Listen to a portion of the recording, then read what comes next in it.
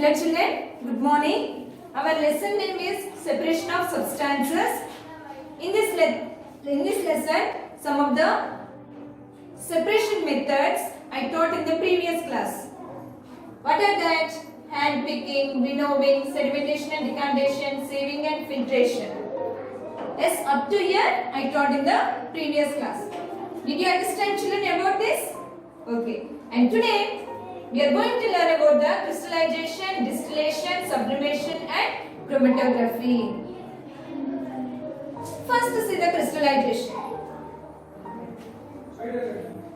Can you separate salt from salt water by filtration or sieving? No, we cannot separate. Why? Here salt dissolves in the water. As children, so we cannot see the particles of or crystals of salt in the water. As children, so they can easily pass through the pores of the filter paper. As children, so how can we separate salt from salt water? We can separate salt from salt water by using a crystallization method. Okay children, first take salt water in a beaker, stir it well with a glass rod and start heating. So due to heat, the water changes into water vapor. Yes children, so continue heating till the water evaporated. Till the water evaporated completely in the beaker. So what remains in the beaker? Crystals of salt. Yes, so like this we can separate sugar also from sugar solution. So do you know seawater is salty? Yes, we know seawater is salty. So we can extract the salt from the seawater. Yes, so what property we use here? So generally water is evaporated by the sunlight. As children, so seawater is collected in a white pans and exposed to the air and sunlight. And due to the air and sunlight, the water evaporated completely from the pans and salt crystals remains in the pans. Okay children, so like this we can separate salt from the seawater. Okay, did you understand children? Next, distillation. So when you got fever or when you are suffering from fever, you go to the hospitals. Yes children. So doctors, before giving injection, they mix the injection powder with a liquid. Actually, what is it? Is it water? Yes, it is a water but not normal water. It is a distilled water. It is a distilled water. Okay children, so how can we make distilled water? What is the difference between normal water and distilled water? Not normal water has some impurities or germs, may also have germs. But here the distilled water does not have any impurities. Okay children, so how can we make distilled water? First, take two conical flasks.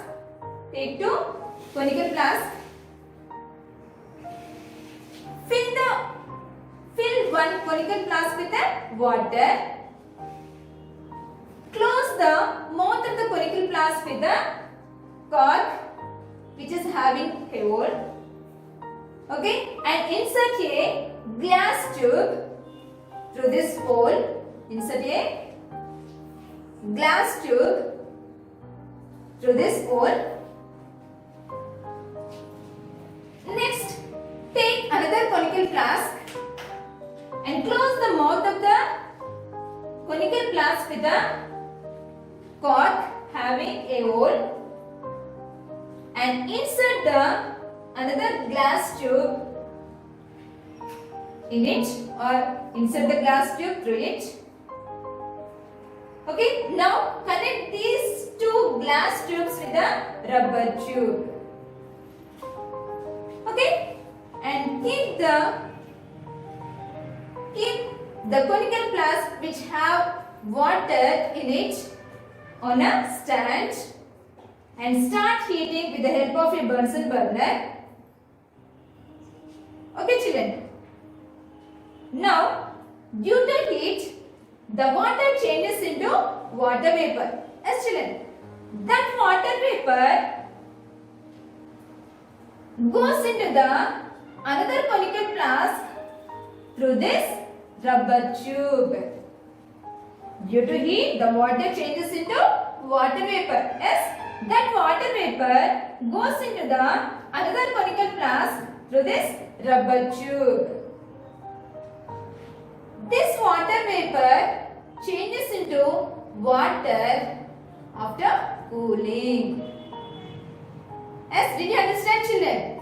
So water changes into water vapor on heating and the water vapor changes into water on cooling. Yes, so this water vapor slowly turn into water.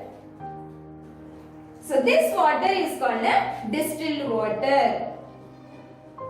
Okay, it is pure water. It doesn't have any impurities. So this distilled water is used in hospitals and laboratories. Okay children. Next one, sublimation. So we separate the components from the mixtures by using some properties like color, shape, size, weight and solubility. Yes children.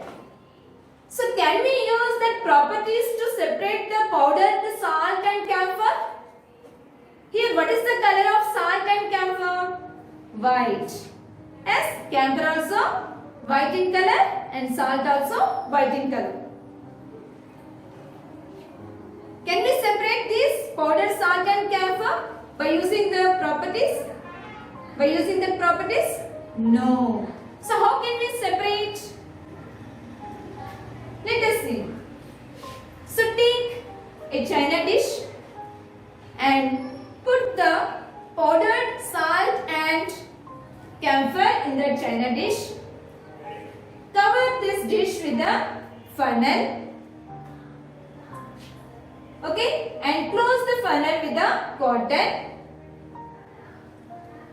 And now keep this china dish on the stand and start heating with the help of burner. Here, due to heat, the camphor directly changes into vapor. Or it is in its gaseous form. Okay children, camphor is in a solid form now. As it doesn't change into liquid. Directly changes into gaseous form. Okay children. And after cooling, it directly changes into solid form. So due to heat, the solid particles of camphor directly changes into gaseous form, and on cooling the gaseous form of camphor directly changes into solid form. So like this we can separate camphor from the salt. So what happens to salt in the china dish? Means it remains like that only. It doesn't change into water or water vapor. Okay children, it remains in the form of crystals. Okay children, did you understand? So what is sublimation here?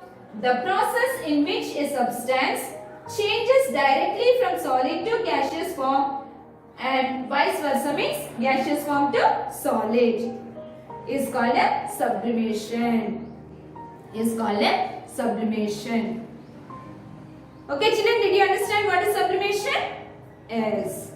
Next, chromatography. What is the next one?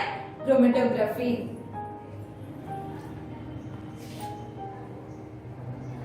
So here, by this chromatography method, we can separate the colors from a single color. Okay, see first, what is the color of the sketch? Black. So take one piece of chalk. Okay, mark it with a black sketch around the curved surface of the chalk piece.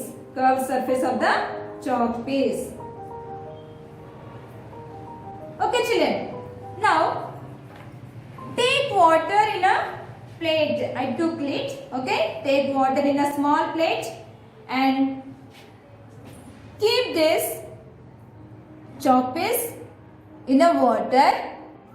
Okay, here we should take very little amount of water. Here the water should not touch the ink. Okay children, so keep it aside for some time. Okay, so here after some time we can observe the different colors hidden in the single color, hidden in the black color sketch. Okay, so what are the colors you are observing here? See, blue, yellow, orange, red. Excellent. So here to see this, it is made up of a single color, but it is a mixture of different colors hidden in it. Okay children, so we can use chromatography method to separate the different colors from a single color. Okay children, so this method is an example of a chromatography. Okay, now I am giving you a mixture of sand, sawdust and salt. So this is a mixture. How can you separate these three from a mixture?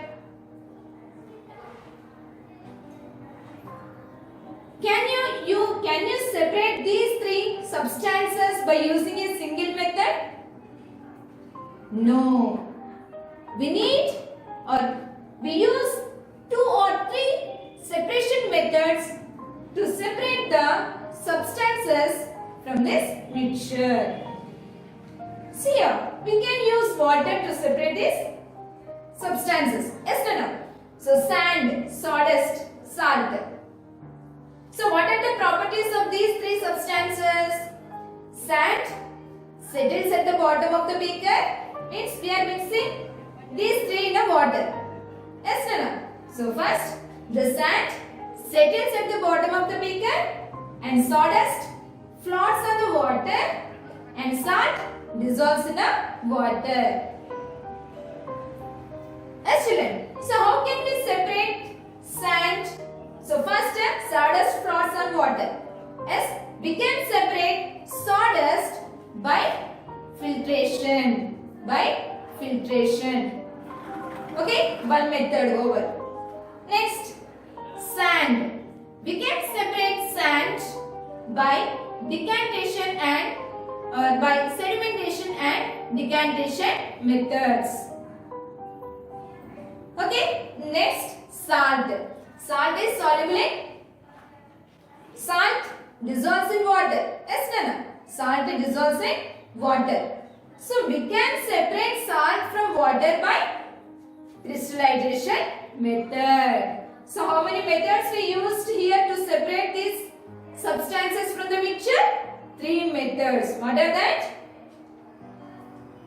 Filtration, here sedimentation and decarnation, here crystallization. Okay children, so here to separate the substances from the mixtures, we need 2 or more separation methods. Okay children, did you understand this lesson? Good.